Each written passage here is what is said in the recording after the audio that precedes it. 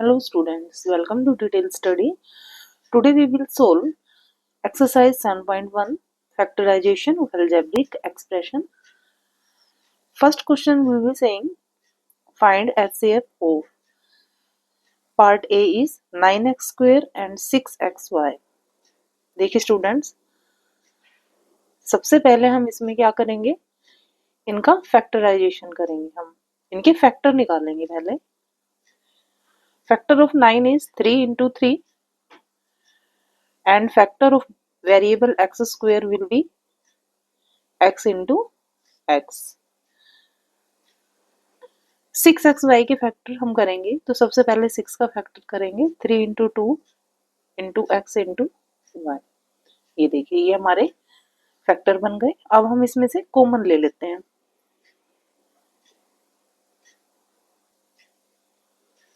तो कॉमन इसमें 3 है, इसमें भी है, इसमें अगेन 3 है बट इसमें नहीं है, तो it will be not common. x इसमें है, इसमें भी है, इसमें अगेन x है बट इसमें y है, तो हमें 3 और x ये हमारे क्या हो जाएंगे, कॉमन हो जाएंगे, और यही हमारे क्या होंगे, HCF। HCF is equal to 3x। इसका बी पार्ट करते हैं अब हम। Part number B is AC x² and ADX। तो इसके फैक्टर कर लेते हैं। देखिए, A सिंगल है, C सिंगल है, x² यानी x into x and ADX यानी A into D into x। ये हमने इसके फैक्टर कर लिए। अब हम इसका HCF निकालेंगे, यानी कि हाईएस्ट कॉमन इन फैक्टर में से जो है वो लेंगे। A is common because it is found in the both of them, and C is here but not there. X also is common। हाँ जी, देखिए, तो A और X, हमें A और X मिले हैं जो कॉमन है, तो AX हमारे क्या हो गए, HCF हो गए।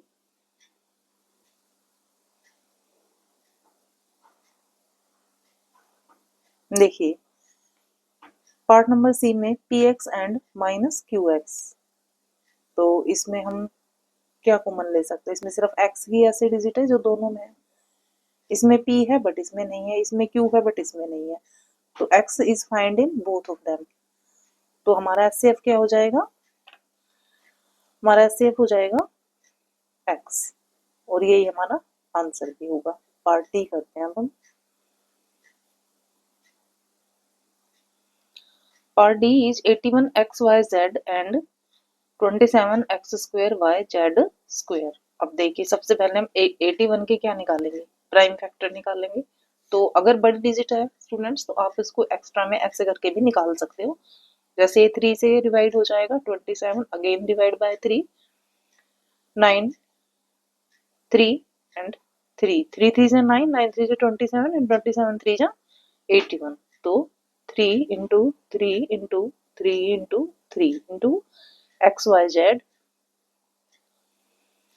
ये देखिए, अब अदर हमारा 27 है, तो 27 के लिए हम क्या लिखेंगे, 3/3, 3 3 जा 9, 9 3 जा 27। अब x² है गाइस, तो x² यानी x into x and y, and z square है तो z इंटू z। अब देखिए 3 मैच बाय 3, 3 एंड 3 तीनों में, यानी कि 3 3 ऐसे हैं जो इसमें और इसमें दोनों में पाए गए हैं। तो HCF लिखते हैं। अब हमारा सबसे पहले हम कॉमन निकालेंगे अपना। हमारा कॉमन क्या है, 3 3 3।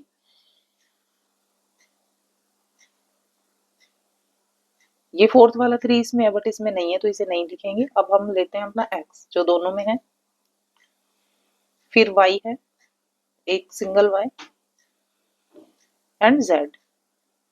तो यहाँ हम क्या लिखेंगे, z। देखिए, तो ये हमारा कॉमन नंबर आ गया, यही हमारा HCF भी होगा। ये फैक्टर बन गए कॉमन। अब इनको मल्टीप्लाई कर देते हैं, 3 3 जा 9, 9 3 जा 27 XYZ। ये हमारा आंसर भी हो जाएगा। नेक्स्ट पार्ट करते हैं।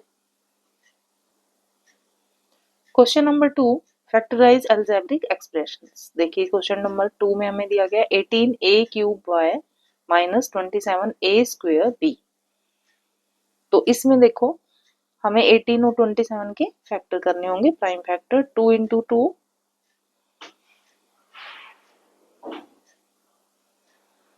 इसका हम करके देख लेते हैं। यहाँ पर 18 का 2 9 सा 3 3 सा 1 तो ये देखिए 2 3 इंटू 3 आएगा, 2 3 इंटू 3 ये हमारा 18 का फैक्टर हो गया। a³ यानी a into a into a into Y minus 27 का क्या होगा हमारा 3 इंटू 3 इंटू 3 3 3 जा 9 9 3 जा 27 a² यानी a into a into b। ये देखिए ये हमने इसके क्या बना लिए प्राइम फैक्टर।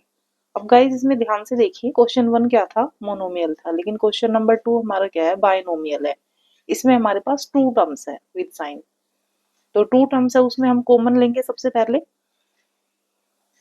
2 इसमें है बट इसमें नहीं है, 3 और 3 है तो ये 3 और 3 दोनों में से हम कॉमन ले लेंगे, 3 इंटू 3 ये कॉमन आ गया हमारा। अब देखिए a² इसमें है यानी इसमें भी है, 2 बार a तो a इंटू a एंड इसके अलावा इसमें y है लेकिन इसमें b है तो वो मिसमैच हो गया, वो कॉमन नहीं होगा। अब देखिए स्टूडेंट्स इसमें जो बचता है मीन्स कॉमन ले लिया हमने, उसके अलावा जो बचा जैसे क्या बचा एक तो 2 बच गया, ठीक है 3 3 और a तो कॉमन चला गया, एक a बच गया और एक y इधर से ये बचा है।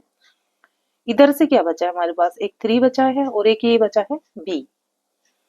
तो जो बचा है उसको हमने कहाँ लिखना है, देखिए मैंने आपको इंट्रोडक्शन में भी बताया था कि जो बचा है उसको हम लिखेंगे ब्रैकेट के अंदर। तो 2ay 2ay माइनस 3b ये हमारा बचा हुआ है, जो कॉमन लेने के बाद ये हमारा बच गया है तो इसको हमने ब्रैकेट के अंदर डाल दिया है। अब इसका मल्टीप्लाई कर देते हैं, 3 3 9 a² 9a² into 2ay minus 3b ये हमारा क्या आ गया आंसर आ गया।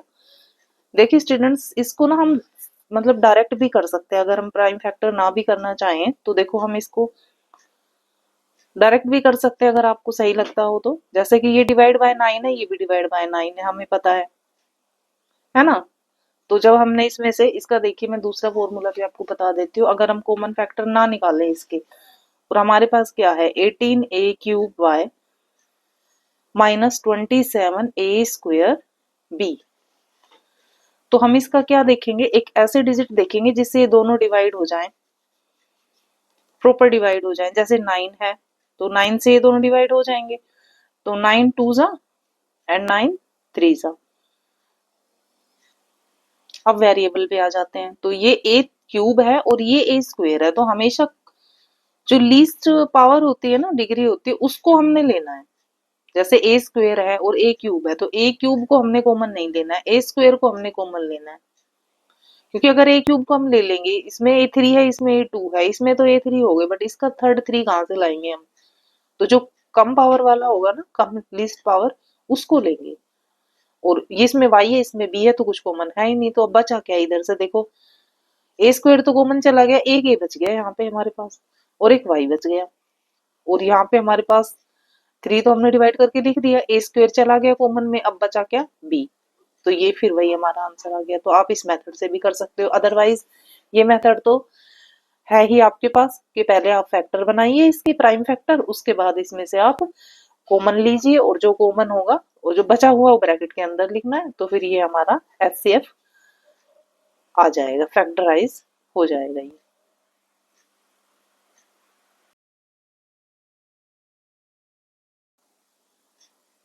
Question 3 12p² minus 9pq² plus 6pq। देखिए अब 3 डिजिट आ गई हमारे पास, ट्रिनोमियल आ गया। तो कोई बात नहीं, देखो ये 3 डिजिट है हमारे पास, अब एक ऐसा नंबर ढूंढिए जिससे ये तीनों डिवाइड हो जाते हैं, या तो इस मेथड से करते हैं या फिर हमने इनके प्राइम फैक्टर करने हैं, तो पहले प्राइम फैक्टर कर लेते हैं। चलो इसको ऐसे लिख लेते हैं 9pq² एंड 6pq। तो 12 के कॉमन फैक्टर क्या होंगे 2 इंटू 3, 2 2 जा 4, 4 3 जा 12। p² का क्या हो जाएगा p इंटू q। अब 9 के करते हैं 3 इंटू 3 p इंटू q। अब 6 का करते हैं 3 into 2 into p into q। अब देखिए इसका फैक्टराइजेशन हम कैसे करेंगे, इसका हम फैक्टराइज करेंगे तो उसके लिए देखो हमने एक ऐसे डिजिट लेनी है पहले कोफिशिएंट में से जो तीनों में है। तो 2 इसमें है, इसमें भी है बट इसमें नहीं है, तो ये नहीं होगा। अब 2 तो कैंसिल ही हो गया। अब 3 इसमें है, इसमें है, इसमें भी है, तो हम यहाँ लिखेंगे 3। देखिए जो कॉमन हो गया सॉरी 3 3 3, ये तीनों में कॉमन हो गया, तो हमने इसको यहाँ पुट कर दिया। इसके अलावा तो कोफिशिएंट में से कुछ कॉमन नहीं है। अब हम आ जाते हैं वेरिएबल पे, तो ये p और ये p। देखिए p और p ये कॉमन हो गया, इधर से हमारा कोफिशिएंट में से ये 3 कॉमन हो गया था। तो अब हम क्या लिख देंगे इस पे, हम p लिख देते हैं क्योंकि ये तीनों में पाया गया है। अब आते हैं q पे, तो कितने q ऐसे हैं जो तीनों में है, सिंगल q है इसमें भी है और इसमें भी है। हाँ तो एक हम q लिख देंगे यहाँ पे 3pq। इसको फिर से लिख देते हैं 3pq। अब देखिए इसमें रिमेनिंग क्या है, ये 2 और ये p, ये बच गया इसमें से फर्स्ट टर्म में से हमारे पास, तो इसे ही लिखते हैं। अब हम फर्स्ट टर्म में से लेते हैं 2 2 जा 4 एंड p, तो 4p फर्स्ट टर्म में से हमारे पास बच गया। बचे हुए को हमने कहाँ लिखना है, ब्रैकेट के अंदर डालना है। तो ये देखिए 4p। अब सेकंड टर्म में देखते हैं हम, एक तो हमारे पास 3 बच गया कॉमन लेने के बाद, और यहाँ पे क्या बच गया हमारे पास, एक q बच गया। तो माइनस का साइन था तो माइनस का साइन लगाएंगे यहाँ पे 3q एंड 6pq में से 3 और p कॉमन चला गया था और q भी चला गया था, सिर्फ 2 बचा था यहाँ पे, तो यहाँ क्या लिख देंगे प्लस लगाकर 2। ये देखिए तो ये हमारा क्या हो गया, फैक्टराइजेशन हो गया। सिंपल है। 12 के हमने प्राइम फैक्टर कर लिए, वेरिएबल के भी और कोफिशिएंट के भी, ऐसे ही 9 के कर लिए और 6 के भी। जो नंबर तीनों में है, कोफिशिएंट हो चाहे वेरिएबल, उनको छांट के हमने यहाँ पे लिख दिया। और जो बच गया, जैसे 12 फर्स्ट टर्म में से जो बचा वो यहाँ लिख दिया, सेकंड टर्म में से जो बचा वो यहाँ लिख दिया, और थर्ड टर्म में से जो बचा वो हमने यहाँ लिख दिया, इधर लिख दिया थर्ड टर्म का। तो इस तरह से ये हमारा फैक्टराइजेशन हो जाता है। क्वेश्चन 4 करते हैं now. Question 4 is x² plus xy plus xz। तो देखिए गाइज इसके फैक्टर क्या हो जाएंगे, x² के फैक्टर हो जाएंगे x इंटू एक्स, xy के क्या होंगे x इंटू वाई, और xz के क्या होंगे x इंटू जेड। तो कॉमन ले लेते हैं हम, तीनों में x है तो ये हमारा कॉमन हो गया। इसके अलावा यहाँ x है यहाँ y z है, तो ये मिसमैच है, इसमें कोई मैच नहीं है। तो देखिए अब इसमें से फर्स्ट टर्म में से क्या बचा, x कॉमन चला गया, x बच गया। अब प्लस लगा देते हैं। सेकंड टर्म में से हमारे पास x कॉमन चला गया, y बच गया, फिर प्लस लगाते हैं। और थर्ड टर्म में हमारे पास x चला गया, z बच गया, तो z को हम यहाँ लिख देंगे। तो ये हमारा आंसर आ गया। It was so simple. इसमें सिर्फ वेरिएबल ही दिए थे तो हमने उन्हीं को ही कॉमन ले लिया, बचे हुए डिजिट को, बचे हुए वेरिएबल को हमने अंदर ब्रैकेट में लिख दिया। क्वेश्चन 5 करते हैं। देखिए guys question 5, 8p raise to power 4q plus 18pq² plus 2pq raise to power 4। तो इसके हम प्राइम फैक्टर कर देते हैं। First of all 8p4q is equal to, देखिए 8 के फैक्टर क्या होंगे 2 इंटू 2 इंटू 2 इंटू p की पावर 4, तो p into p into p into p and q। 18p, इसमें 18 के फैक्टर क्या होंगे, 2 into 3 into 3 into p into p into p into q into q। अब हम आ जाते हैं नेक्स्ट टू p q 4, तो इसमें क्या होगा, 2 into p into q into q into q into q। अब देखिए, अब हम इसका फैक्टराइज करेंगे।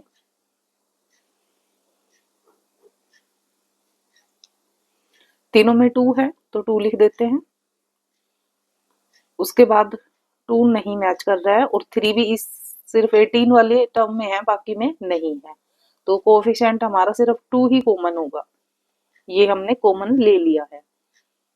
अब आ जाते हैं वेरिएबल पे, ये p तीनों में है तो p लिख देते हैं, और इसके अलावा p इन 2 टर्म्स में तो है बट थर्ड टर्म में नहीं है, तो p को रहने देते हैं। अब हम q पे आ जाते हैं, तो q, ये q और ये q मैच कर गया हमारा एक q। इसके अलावा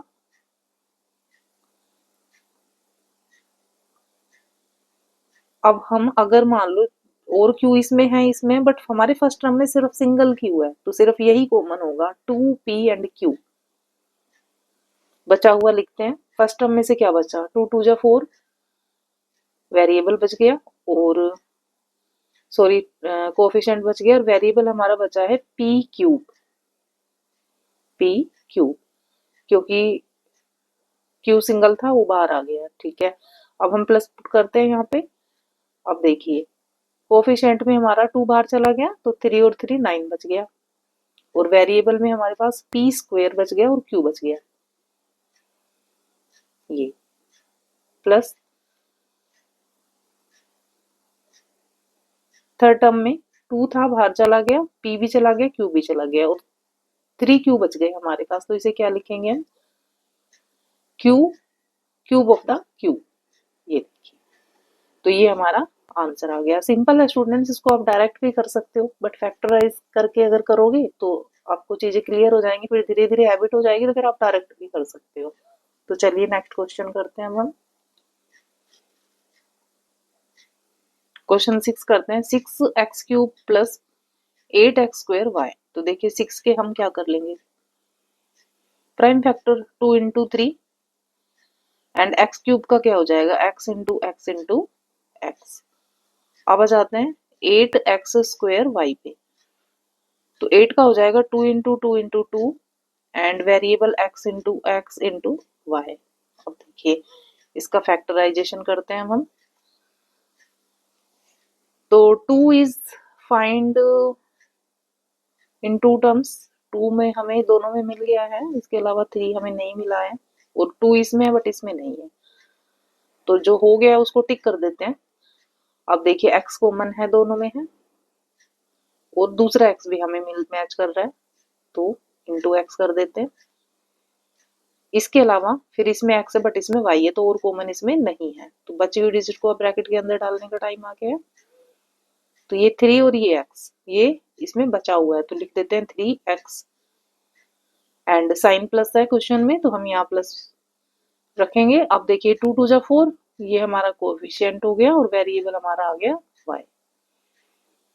इसको एक बार फिर लिख देते हैं, ये 2x स्क्वायर हो जाएगा इंटू 3x प्लस 4y।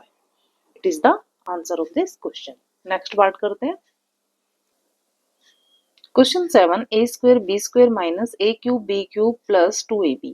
तो सेम सिंपल हम फैक्टर करते हैं a स्क्वायर b स्क्वायर का, तो a इंटू b आ जाते हैं हम दूसरे टर्म पे, a क्यूब b क्यूब पे, a into a into a into b into b, 2ab is equal to 2 into a into b। अब करते हैं फैक्टराइजेशन।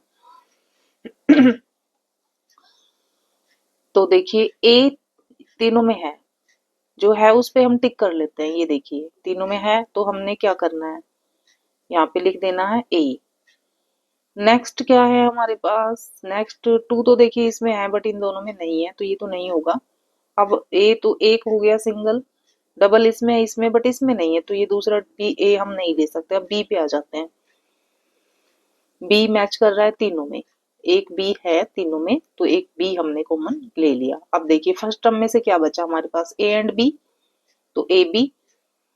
सेकेंड टर्म में से हमारे पास 2 ए बचे हैं और 2 बी बचे हैं, तो उसे हम क्या लिख सकते हैं, देखिए साइन यहाँ माइनस है तो यहाँ माइनस लगाएंगे।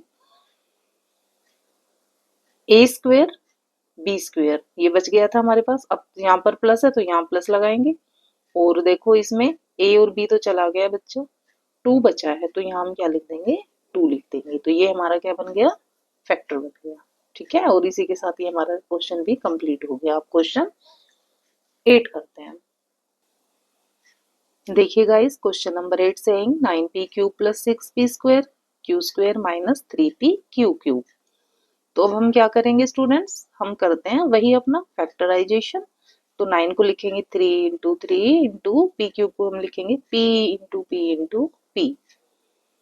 Second term 6p square Q square, इसे हम लिखेंगे 3 इंटू 2 इंटू पी स्क्वायर है तो p into P and Q square है तो q इंटू क्यू।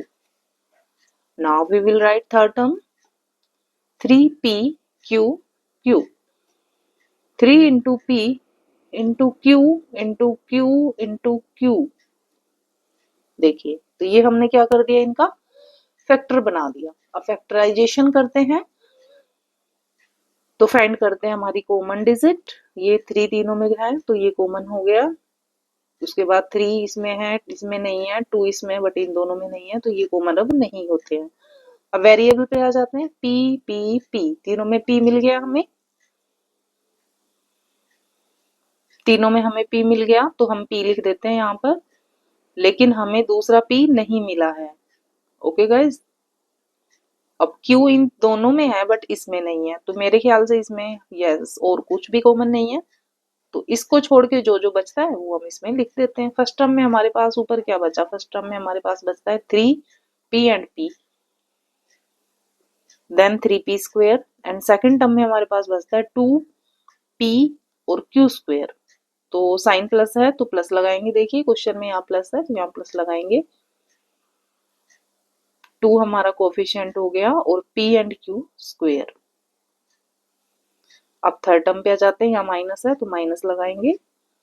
तो देखिए 3 कॉमन हो गया, p कॉमन हो गया, तो q का क्यूब हमारे पास बच गया और ये हमारा क्या हो गया, यहीं पे फैक्टराइज हो गया ये क्वेश्चन। और ये एक्सरसाइज हमारी हो गई है कंप्लीट। एक्सरसाइज कंप्लीट हो गई है गाइस 7.1 या कहीं 7a। नेक्स्ट वीडियो में नेक्स्ट एक्सरसाइज के साथ मिलते हैं guys. Okay then, take care and keep healthy and be happy. Thank you students to watching my video. Please subscribe and bye.